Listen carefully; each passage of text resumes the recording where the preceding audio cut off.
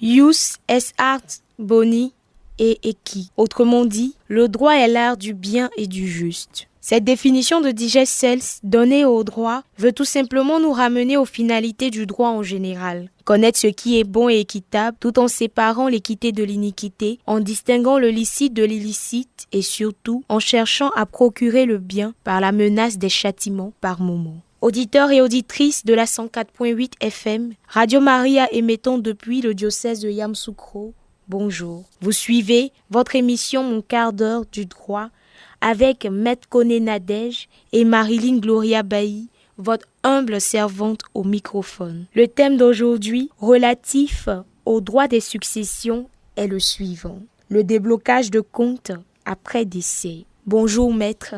C'est comme d'habitude un plaisir de nous laisser entretenir par vous sur quelques notions juridiques. À cet effet, maître, nous vous laissons la parole pour nous présenter le cas pratique qui vous est soumis par un de nos auditeurs aujourd'hui. Bonjour chers auditeurs, c'est toujours un réel plaisir pour moi de me retrouver en compagnie de Gloria pour partager ce cadre de droit avec vous.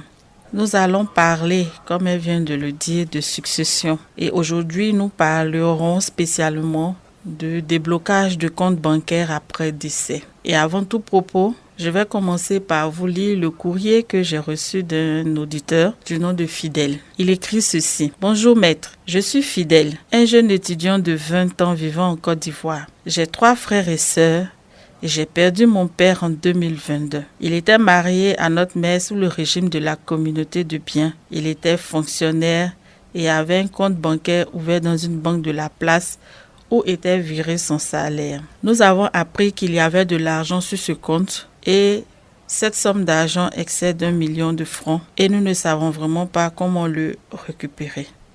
Je vous prie de m'indiquer la conduite à tenir. Voici le contenu du courrier de Fidèle. Donc tout au long de cette présentation, je vais donner les directives, les orientations pour que Fidèle et sa famille puissent entrer en possession de l'argent que leur père a laissé sur le compte. Maître, nous aimerions vous poser une question. Face à ce genre de situation, que faut-il faire? En matière de succession, le texte de base, c'est la loi 2019-573 du 26 juin 2019 relative aux successions qui répond à toutes les questions de succession. Alors, Fidèle, dans un premier temps, il va falloir établir ta qualité d'héritier, toi, tes frères et sœurs, ainsi que votre maman. Il va falloir établir votre qualité d'ayant droit en saisissant le tribunal du lieu du dernier domicile de votre papa ou de sa dernière résidence pour l'établissement de ce qu'on appelle l'acte de notoriété.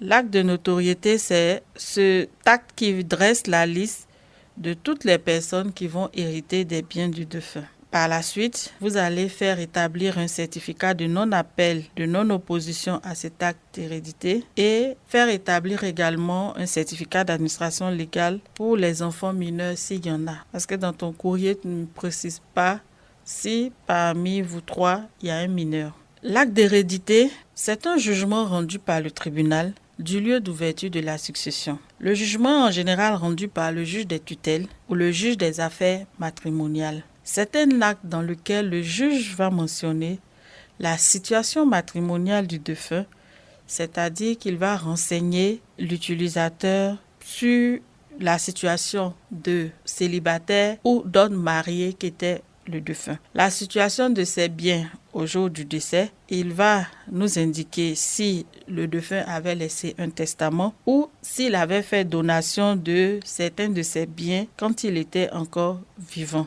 L'acte va également mentionner le nombre d'enfants qu'il a laissés à sa mort. Maître, pour nous qui sommes des profanes du droit, qu'est-ce que l'acte d'hérédité ou de notoriété? Quelles sont les pièces à fournir pour établir un tel document? Pour établir cet acte, c'est-à-dire l'acte de notoriété bien sûr, il faut réunir un certain nombre de pièces. 1.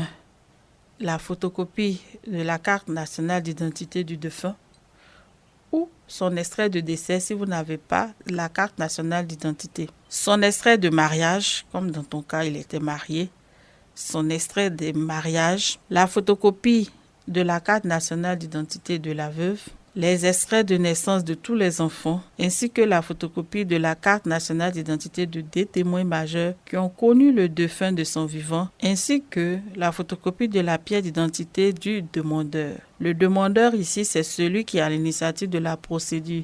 Ça peut être l'un des héritiers comme votre maman. L'acte est ensuite établi par le juge sur la base du témoignage des témoins qui viennent à l'audience. Le juge, ne connaissant pas les familles, fait confiance aux témoins que vous amenez au tribunal. Donc, c'est très important, le témoignage des témoins, parce que c'est sur la base de ce qu'ils déclarent au juge que le juge établit le document. Une fois en possession d'un exemplaire de cette décision, les héritiers vont faire établir ce qu'on appelle le certificat de non-appel, de non-opposition. Qu'est-ce que le certificat de non-appel et de non-opposition? Le certificat de non-appel et de non-opposition, c'est un certificat, comme son nom l'indique, qui nous informe qu'il n'y a personne qui s'est opposé à la liste des héritiers mentionnée sur l'acte d'hérédité que le juge a établi. Donc, on peut l'utiliser aux fins pour lesquelles cet acte a été délivré. Comment se faire établir le certificat de non-appel et de non-opposition?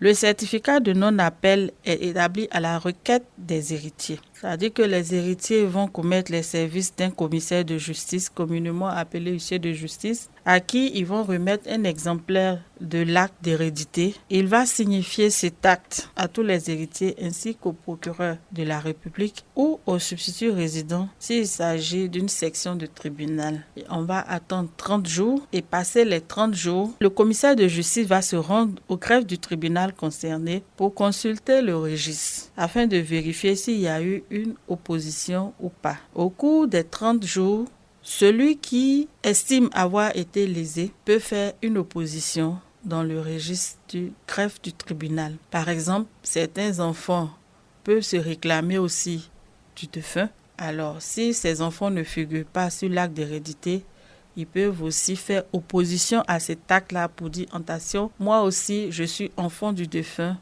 je suis héritier. Et il fait opposition. Le temps pour lui, bien sûr, d'engager une procédure de demande de modification du premier acte d'hérédité afin que son nom soit rajouté.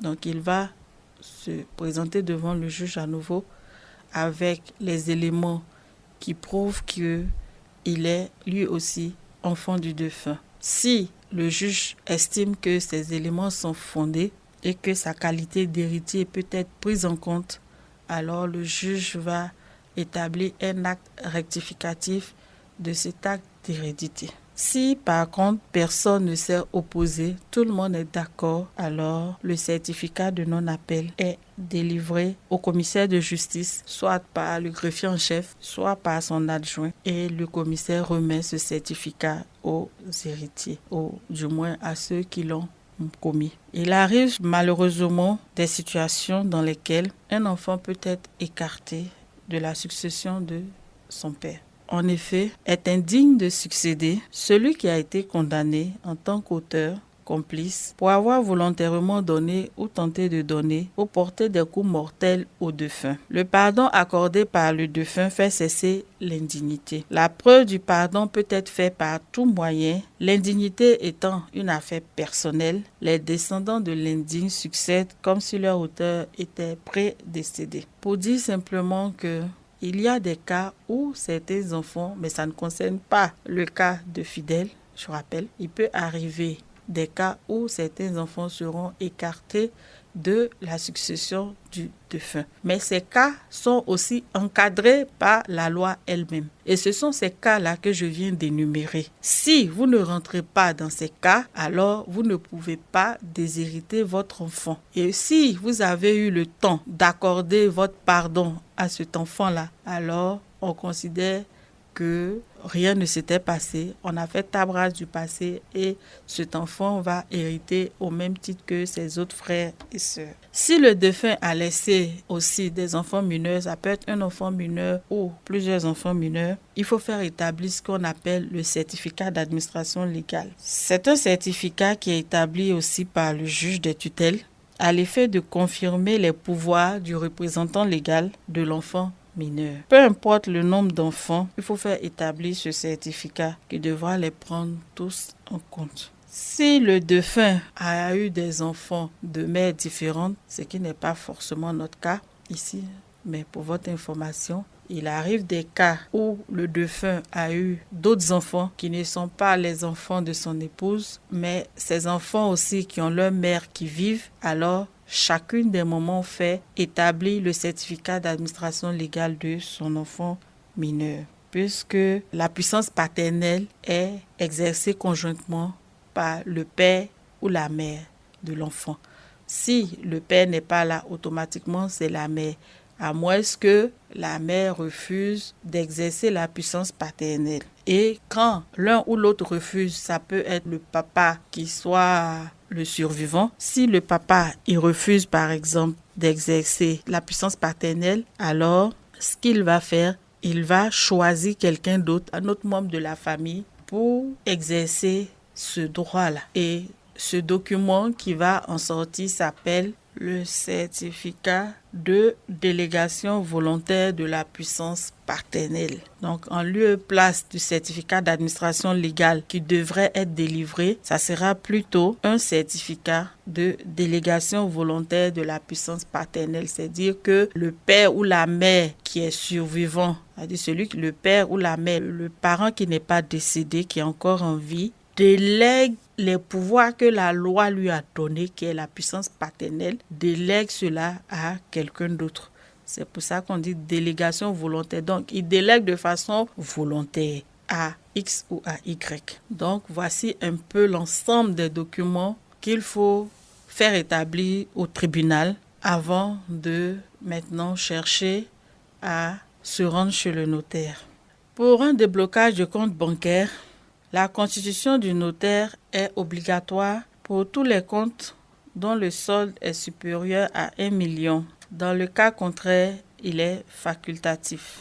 Dans l'hypothèse où je dois constituer un notaire comme dans le cas de Fidèle, il faudra joindre à toutes les pièces que j'ai déjà énumérées dans la précédente émission, c'est-à-dire l'acte de notoriété, le certificat de non-appel, de non-opposition, le certificat d'administration légale. Il faut joindre à ces documents-là l'extrait de décès du défunt, la photocopie de la carte nationale d'identité du défunt ou son extrait d'acte de naissance, si vous ne l'avez pas, son extrait de mariage, la photocopie de la carte nationale d'identité de la veuve, les extraits de naissance de tous les enfants, le certificat d'administration légale pour les mineurs, les photocopies des cartes nationales d'identité des héritiers, le certificat de cessation de paiement qui est un certificat qui est établi à la SEGRAE pour tous les fonctionnaires décédés et avec tous ces éléments réunis, on se rend chez le notaire et on lui remet l'ensemble des pièces.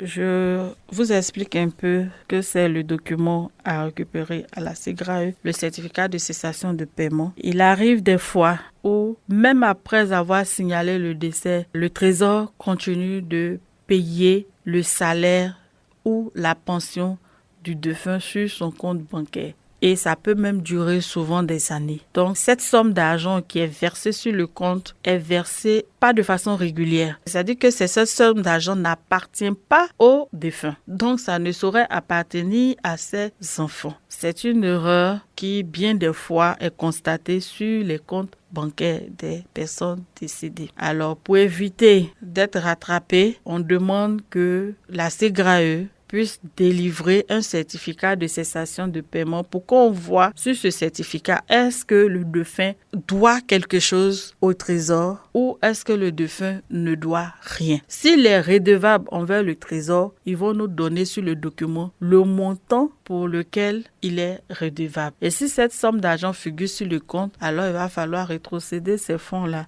avant de faire le partage de solde.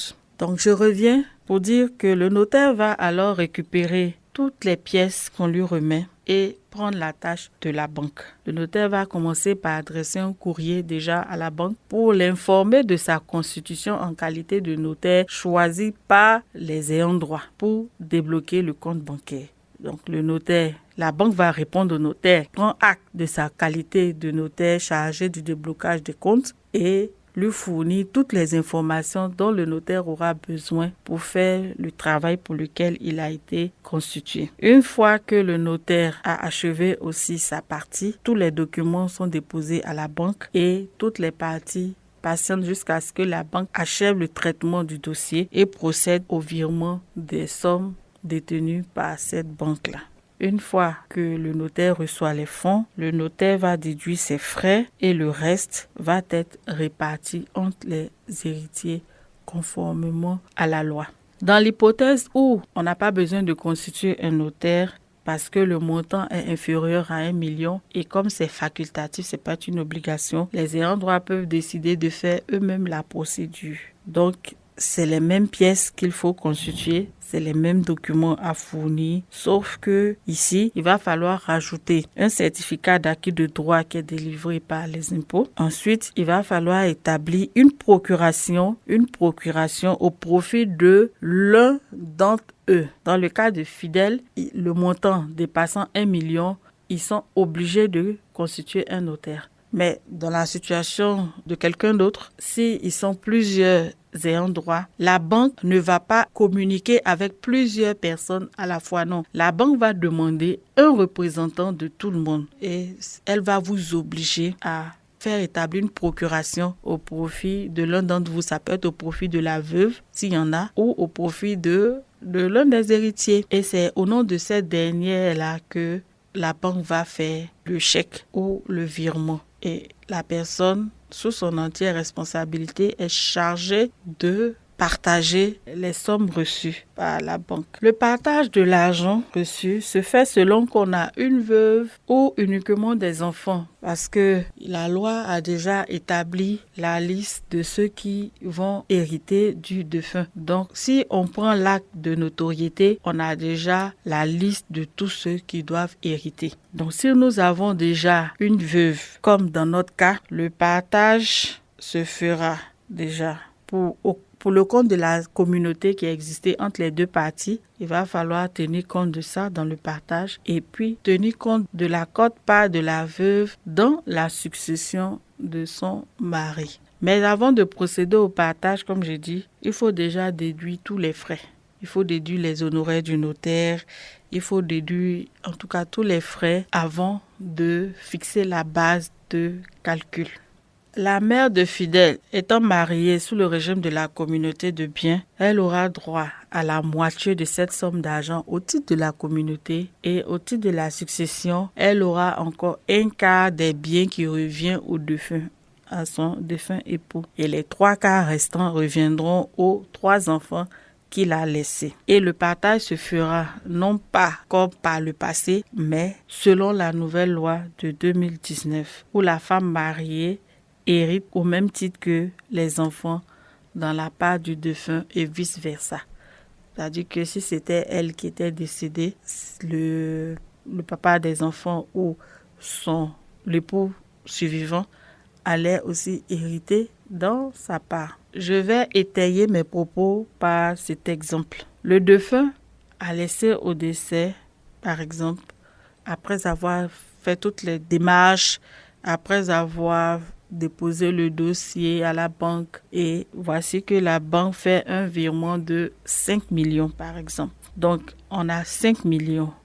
Et il se trouve que les frais, que ce soit les frais de procédure, les frais du notaire, en tout cas tous les frais vont faire par exemple 700 000. Donc quand on fait la soustraction, on se retrouve ici avec une somme de 4 300 000 francs CFA. C'est sur la base des 4 300 000 francs CFA que se fera donc le partage. Au titre de la communauté, elle reçoit la moitié des 4 300 000. Donc, on va diviser 4 300 000 par 2 déjà. Donc, elle aura déjà 2 150 000 francs. Au titre de la succession, la base, c'est 2 150 000 francs que les héritiers et la veuve vont se partager. Donc, la loi nous dit que la veuve a droit à un quart des 2 150 000. Donc, on va encore diviser 2 150 000 francs en 4. Elle a droit à un quart, ce qui fait 537 500. Le reste va revenir aux 3 enfants. C'est-à-dire que quand on enlève 537 500 de 2 150 000, il nous restera 1 613 000.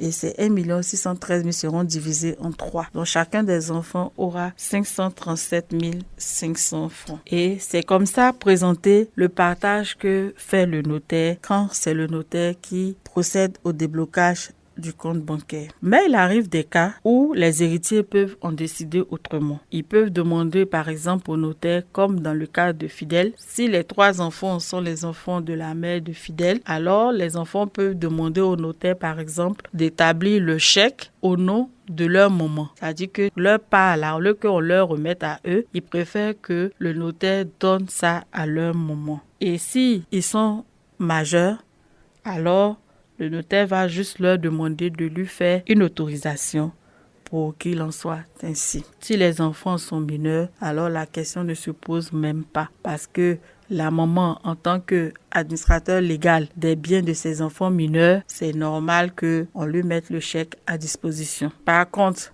si il y a des enfants mineurs dont l'administration légale est donnée à quelqu'un d'autre, alors ce quelqu'un d'autre là percevra le chèque de son enfant mineur. Donc tout reversement qui n'est pas conforme à la loi doit être en principe expressément autorisé pour éviter toute contestation de la part d'un héritier. Parce qu'on ne sait jamais. Il faut toujours qu'ils confirment leur volonté par écrit et ça reste dans le dossier. Parce que plus tard, si les choses ne se passent pas comme prévu, il est capable de venir remettre en cause ce partage qui a été fait. Et comme l'adage le dit, celui qui paye mal paye 2 fois. Si le notaire n'a pas pris de disposition, il sera emmené à rembourser la part de celui qui va venir nier avoir donné sa volonté auparavant. Nous sommes au terme de cette émission liée à la meilleure connaissance de quelques notions en droit des successions. Le thème d'aujourd'hui était le suivant: le déblocage bancaire après décès. Nous adressons nos remerciements à notre experte du jour, Maître Koné Nadège, qui est notaire titulaire de la première charge près la section de tribunal de Toumaudi, pour ce brillant exposé, et à vous, chers auditeurs et auditrices de la 104.8 FM, pour être restés à l'écoute. Nous vous informons que vous avez la possibilité de poser vos préoccupations relativement au thème de ce jour sur la page Facebook de Radio Maria Côte d'Ivoire ou d'appeler au numéro suivant 05 05 82 35 36 ou au 07 58 46 90 39 afin de permettre à notre experte de vous répondre lors de notre prochain rendez-vous sur les ondes de Radio Maria Côte d'Ivoire. N'hésitez donc pas à nous faire part de vos préoccupations, situations que vous vivez en rapport avec les thèmes déjà développés lors de nos émissions. Merci encore d'avoir été des nôtres et bonne suite de programmes sur les ondes de Radio Maria Côte d'Ivoire. Radio Maria Côte d'Ivoire. Radio Maria Côte d'Ivoire.